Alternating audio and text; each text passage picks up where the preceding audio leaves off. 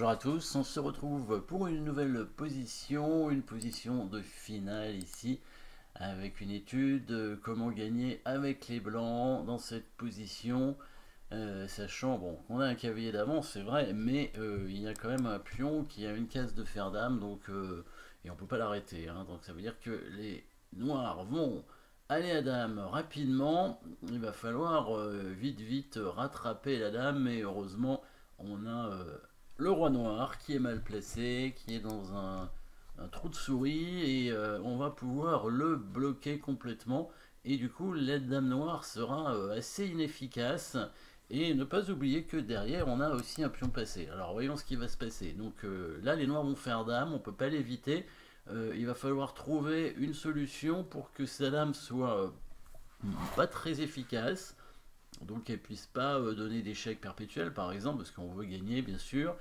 Ça veut dire amener le cavalier sur une case très particulière. Alors déjà le coup forcé dans cette position, alors c'est échec bien sûr, mais bon il donne rien, le roi s'enfuit. L'autre coup forcé c'est le coup de cavalier qui empêcherait le pion d'aller à la dame. Donc le cavalier qui vient ici en G5 pour menacer d'aller en F3, hein. C'est vraiment une menace très menaçante, puisque là, si le pion ne va pas à dame, évidemment les blancs gagnent facilement. Donc là, ça veut dire que les noirs vont faire dame obligatoirement au coup suivant. Et ensuite, qu'est-ce qu'on va faire? Donc, en fait, quel est l'objectif? L'objectif, vous l'avez peut-être vu, c'est d'amener le cavalier de façon à ce que le roi noir reste dans son trou. Et donc, la case clé de la position pour le cavalier, c'est la case ici en D4, qui permettra donc au cavalier de bloquer complètement le roi et de menacer quand même mat finalement avec le pion qui avance, hein, ici en B3. Si la dame couvre le pion, enfin cloue le pion, évidemment on aura notre pion passé qui avancera à dame, et donc la dame sera déviée probablement de ce clouage. Alors cavalier G5, E1 dame, et bien sûr cavalier F3 pour attaquer la dame et menacer d'aller en D4 pour faire mat. La dame va faire échec en E6, pas grave, on descend le roi en A1, sachant que quand le cavalier vient en D4, si le roi noir bouge, il y aura une fourchette roi-dame évidemment sur sur la dame évidemment. Donc qu'est-ce qui va se passer? Alors on va commencer à regarder ça, difficile d'aller jusqu'au bout dans le calcul. Donc ça c'est une introduction évidemment, cavalier G5, il fait dame, pas le choix. Ça sert à rien de faire promotion cavalier, hein, le pion blanc ira à dame, hein, bien sûr. Donc cavalier F3. Donc ici les noirs tentent de gagner un temps avec cet échec, mais il va y avoir quand même le coup cavalier D4 qui va arriver. Donc par exemple si les noirs... alors, les noirs peuvent pas sortir leur roi, hein, évidemment, cavalier D4 avec fourchette. Ici, il n'y a plus d'échec. Si les noirs tentent d'aller chercher le pion en H5 avec la dame en H6, donc on met le cavalier en D4 pour bloquer. Et s'il prend le pion, on met le roi en A2. Et là, au prochain coup, on va pousser le pion B3. Hein. Les noirs ne peuvent pas clouer le pion, donc ils ne peuvent pas à la fois prendre le pion H5 et clouer le pion B2 pour l'empêcher d'avancer, puisque ici, il y a le cavalier qui défend la case, évidemment. Voilà, si la dame noire vient en D1, il n'y a plus qu'à faire B3, la dame est obligée de se sacrifier, et là on va gagner assez facilement normalement la finale ici. Donc roi 1, le meilleur coup après le coup roi 1 dans cette position, c'est de pousser en fait le pion en F4.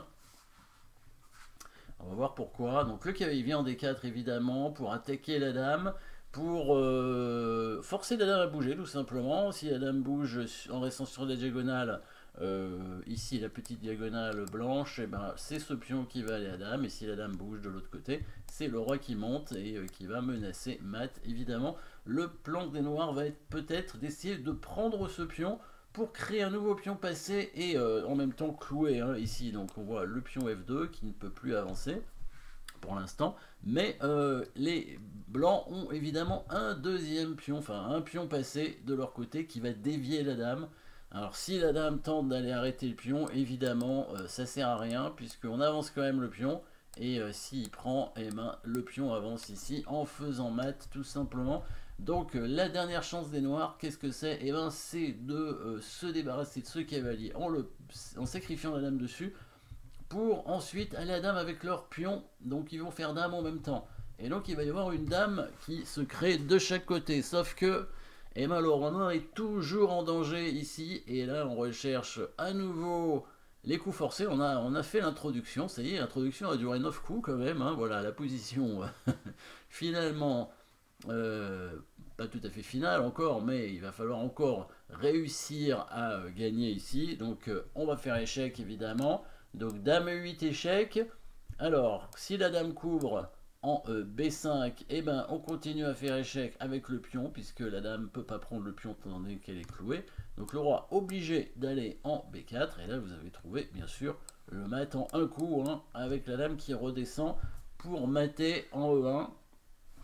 Donc dame E8 échec, donc s'il couvre donc avec la dame en B5, on pousse le pion puisque la dame est clouée, et là hop on redescend et c'est mat. Donc le roi est obligé de bouger du coup en B4, ici évidemment la dame qui va tranquillement se rapprocher. Alors cette fois on ne fait pas échec en B8 pour éviter qu'il couvre, on se rapproche en E7, sachant qu'il a plusieurs cases hein, pour jouer avec son roi.